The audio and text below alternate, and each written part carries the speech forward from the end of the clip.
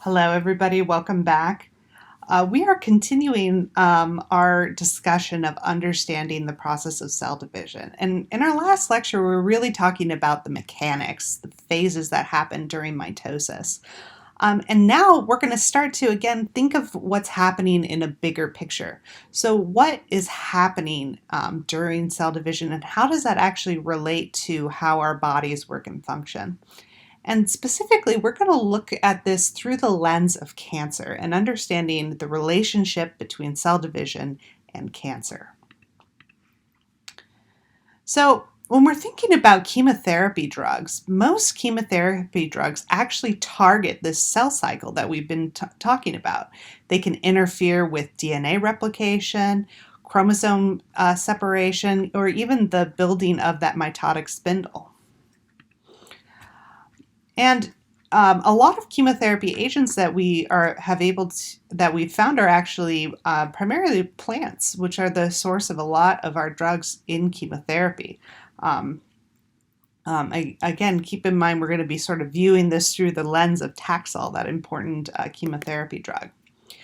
And so here's I thought that your book did a really nice job of looking at a bunch of different drugs that have medicinal uses, not only for complex diseases like cancer, but also looking at things that combat malaria like quinine, things that lower blood pressure, and interestingly, many of these many drug compounds from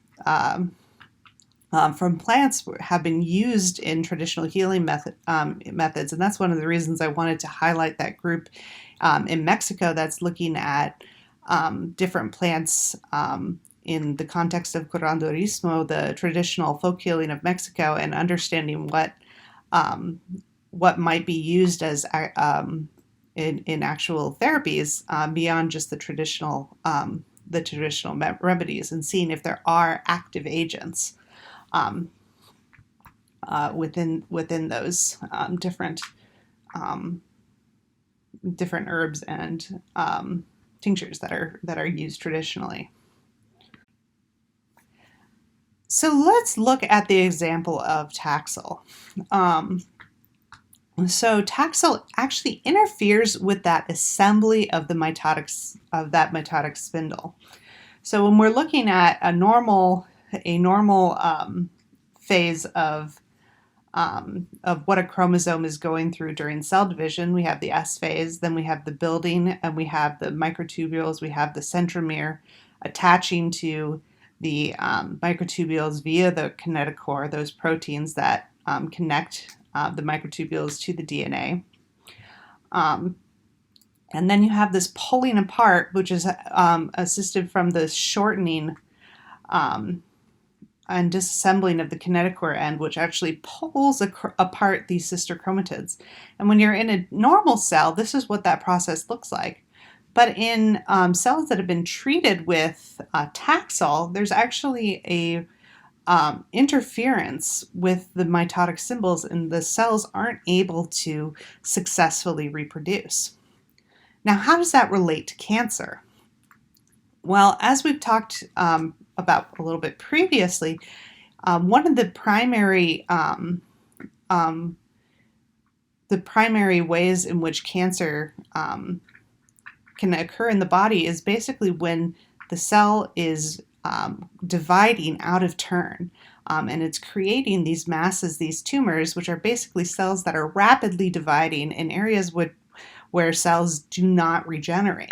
And so if we can target cells that are rapidly dividing, or potentially interrupt this mitotic spindle development, we could potentially slow or stem the amount of cancer that's happening in the body. Now, with all this being said, knowing that cellular division is one of the important aspects that we look for with cancer, the cell cycle is actually very tightly regulated within our system. There are several checkpoints that the cell goes through and cellular mechanisms that basically regulate the progression of the cell through the cycle. and it ensures each state is completed accurately. So for example, if we go back to sort of our overall pie chart of what's happening, where again, the cell is mostly in this interphase step, and then only spends about 10% of its life in mitosis, we can see that there are specific signals that happen, and these are quite complex signals. So this is by no means a exhaustive list of all the types of signals and the processes that take place here. But it's important to know that there are a couple key ones. The first one is occurring between the G1 and the S phase. And basically, is there a signal to divide? So I've started to, create more cytoplasm. Is there an actual signal to divide? Do I need to start copying my chromosomes? And then the next step, the next checkpoint that can occur, let's see if I can move my timer out of the way, is looking at if those chromosomes were replicated properly. Is there any DNA damage? So basically there's checks to go through and make sure that the DNA replicated correctly. And you can imagine how important that step would be in terms of mutations and in terms of other issues that can go wrong in the duplication phase. And then lastly, we have this check that's really just looking to see if all the chromosomes are in the correct alignment. Because you can imagine that chromosomes might not correctly move from one area to another properly. And that's a major check that the cell gives, is understanding, are we lined up correctly for division to happen? And these are complex chemical processes. And so if you're interested in these, I highly recommend you take a look at some of the checks and balances that occur here, because they really are quite incredible to take a look at. And they're also a major source of research. Again, to sort of ensure that our bodies aren't going through these adverse outcomes. Cells that fail to meet these checks are, you can imagine, are a real source of interest to researchers. So what happens if a cell does mess up, if one of these checkpoints aren't met? Well, one of the most important processes that happen in cells is a process called apoptosis, which is basically when a normal cell sustains irreparable damage and it basically goes through a programmed cell death. And it's a type of basically cellular suicide. So rather than creating daughter cells that are incomplete or have errors, there's a programmed kill switch, if you will, in cells to go through this process of apoptosis.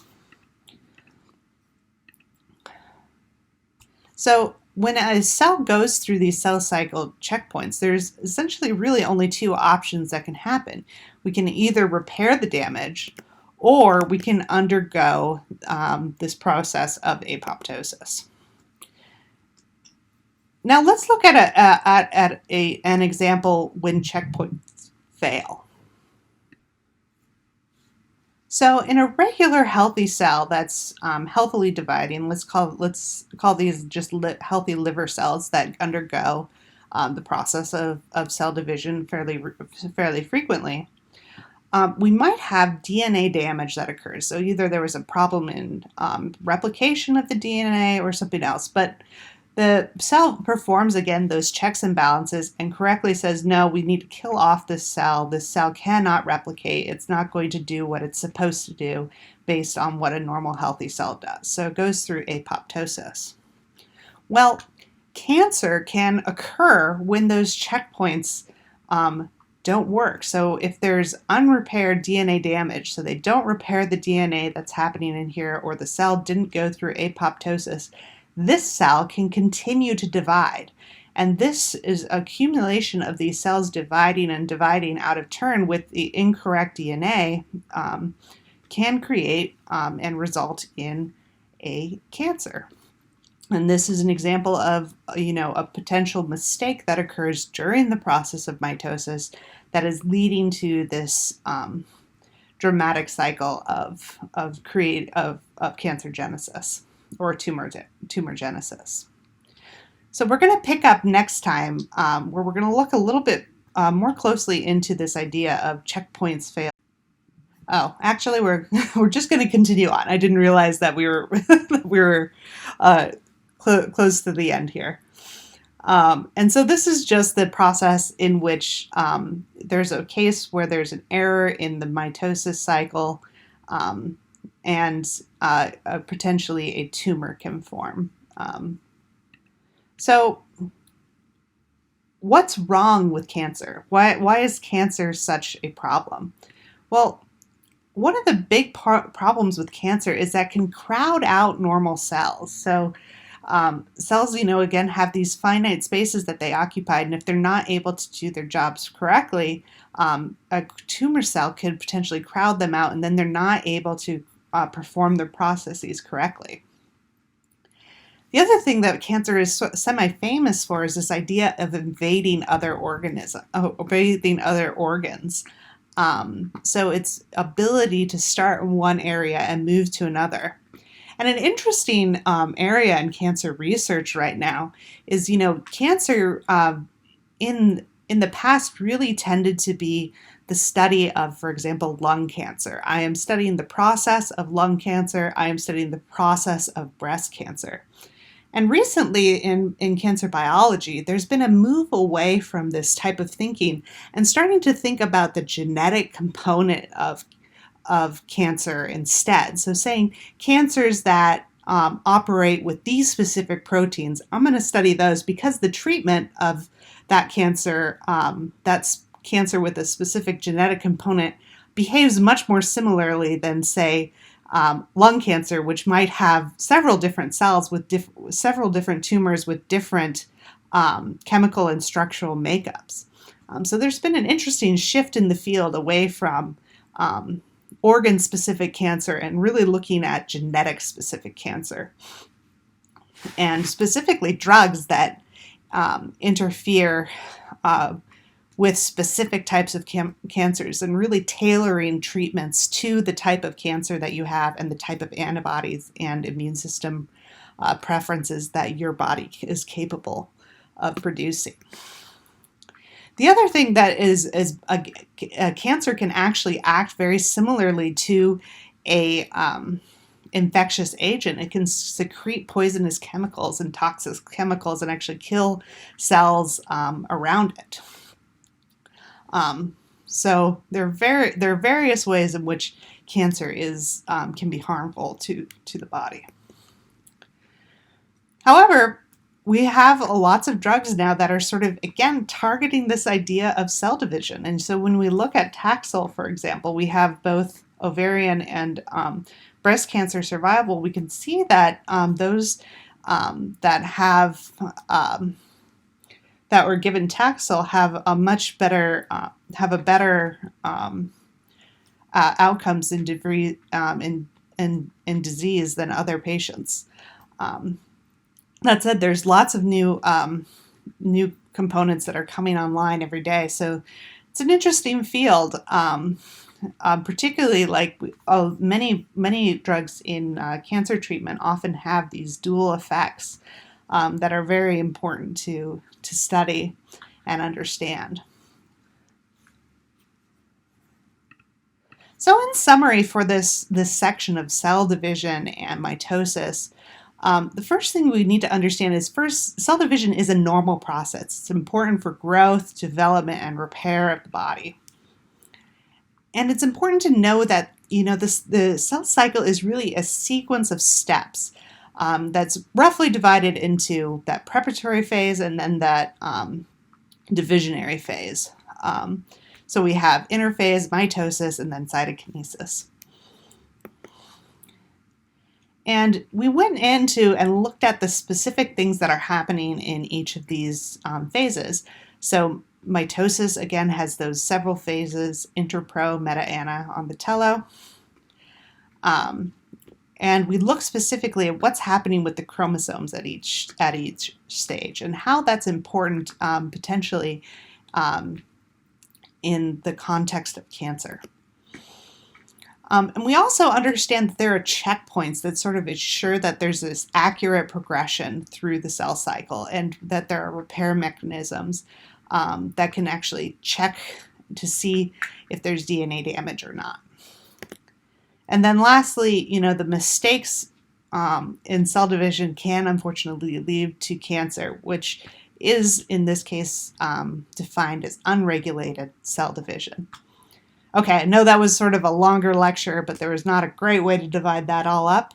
But go outside, take a walk, get some water, and we'll see you for our next section, which is going to be looking at how